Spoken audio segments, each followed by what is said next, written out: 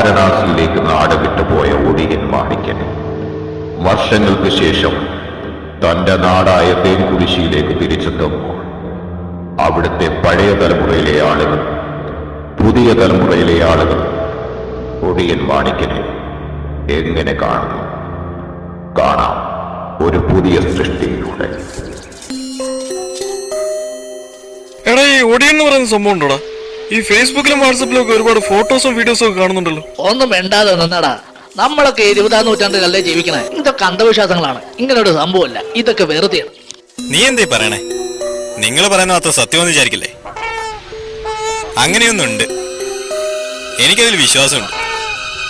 ഒടിയൻ അങ്ങനെ ഒരാളുണ്ട്.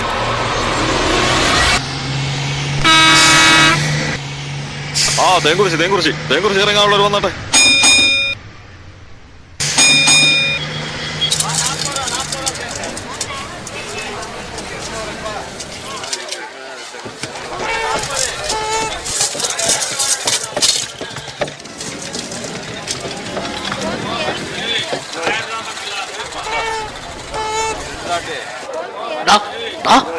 നോക്കിയടാ,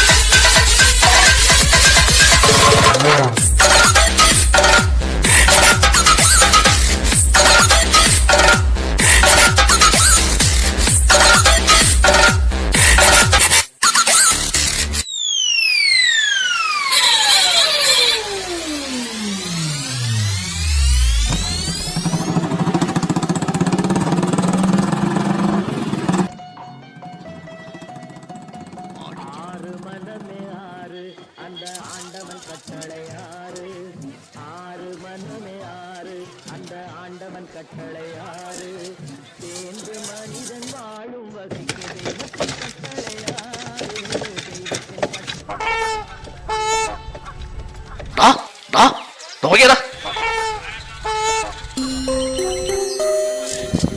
ആളെവിടെ?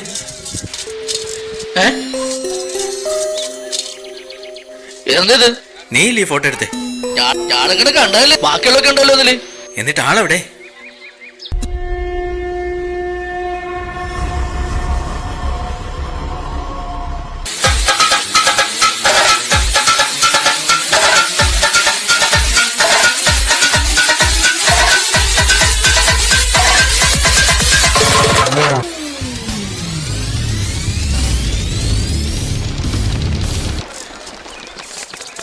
വന്നടാ, നമുക്ക് കടയിൽ ചോദിക്കാം.